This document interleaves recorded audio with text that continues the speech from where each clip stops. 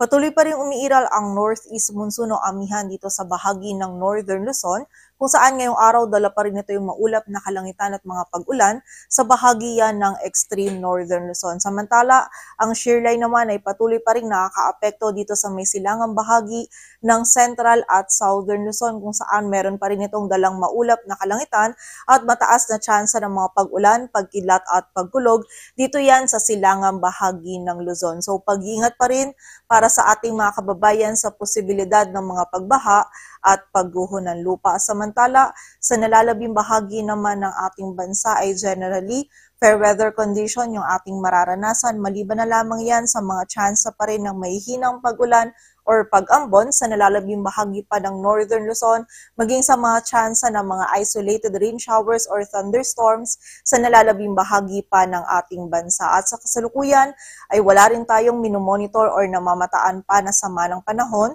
na maaaring makaapekto dito sa ating bansa. At para nga sa magiging lagay ng panahon ngayong araw ng Martes, maulap na kalangitan at mga pagulan ng mararanasan dulot ng amihan dito sa bahagi ng Batanes at Babuyan Island. Samantala, meron pa rin tayong mga kalat-kalat na pagulan, pagkidlat at pagkulog na mararanasan dito yan sa bahagi ng mainland Cagayan, Isabela, Quirino, Nueva Vizcaya, Aurora, Quezon, maging sa mga probinsya din ng Camarines Norte at Camarines Sur, dulot yan ng amihan ng shearline. So muli po, pag-iingat para sa ating mga kababayan sa posibilidad ng mga pagbaha at pagguho ng lupa. Samantala, sa nalalabing bahagi ng Luzon ay magiging bahagyang maulap hanggang maulap yung kalangitan or generally fair weather condition yung ating mararanasan. Maliban na lamang yan sa mga tsansa pa rin ng mga mahihinang pag-ulan or pag-ambon. Dito yan sa bahagi ng Cordillera Administrative Region at dito sa bahagi din ng Ilocos Region, dulot yan ng amihan. Samantala, meron din tayong tsansa ng mga biglaang pag-ulan, pagkilat at pagkulog. Dito naman yan sa Metro Manila, maging sa nalalabing bahagi pa ng Luzon, dulot naman yan ng mga localized thunderstorms. Agwat ng temperatura dito sa Metro Manila ay mula 23 to 30 degrees Celsius. Samantala sa bahagi naman ng Visayas at Mindanao, ang buong bahagi ng Visayas at Mindanao ngayong araw ay makakaranas pa rin ng bahagyang maulap hanggang sa maulap na kalangitan or generally fair weather condition pa rin yung ating mararanasan. Maliban na lamang yan sa mga tsansa pa rin ng mga isolated na mga pag-ulan, pagkilat at pagkulog, dulot yan ng mga localized thunderstorms. And during severe thunderstorms, ito po mga pag-ulan nito ay posible pa rin maging katamtaman hanggang sa mga malalakas na pag-ulan na maaaring magdulot ng pagbaha at pagguho ng lupa. So pag-iingat pa rin po para sa ating mga kababayan. Agwat ang temperatura dito sa Cebu ay mula 25 to 31 degrees Celsius at sa Davao naman ay 24 to 34 degrees Celsius.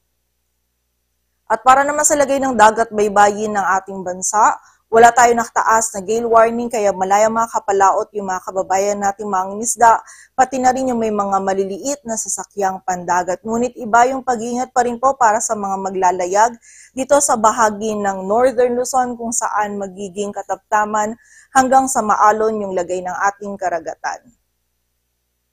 At para naman sa 3-day outlook ng mga key cities ng ating bansa, malaking bahagi ng ating bansa ay patuloy pa rin makakaranas ng bahagyang maulap hanggang sa maulap na kalangitan or generally fair weather condition, kung saan dito sa Metro Manila bukas ng Miyerkules at Huwebes ay meron lamang tayong mararanasan ng mga isolated na mga pag-ulan, pagkilat at pagkulog, dulot yan ng mga localized thunderstorm. And by Friday naman ay makakaranas lamang tayo ng mga mahihinang pag-ulan or pag-ambon at magiging mas malamig din yung panahon na ating mararanasan, lalong-lalo na yan sa madaling araw, dulot po yan ng amihan.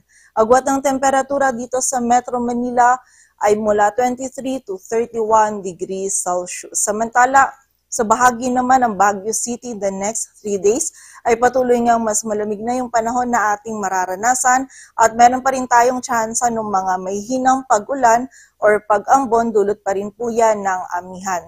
Agwat ng temperatura sa Baguio City ay mula 16 to 23 degrees Celsius. At sa bahagi naman ng Legazpi City, Metro Cebu at Metro Davao in the next 3 days ay makakaranas tayo ng bahagyang maulap hanggang sa maulap na kalangitan at meron tayong mga posibilidad pa din ng mga isolated na mga pag-ulan, pagkidlat at pagkulog dulot yan ng mga localized thunderstorms. Muli po, during severe thunderstorms, itong mga pag-ulan nito ay posible pa rin maging katamtaman hanggang sa mga malalakas na pag-ulan na maaaring magdulot ng mga pagbaha at pagguho ng lupa. So pag-ingat pa rin po para sa ating mga kababayan.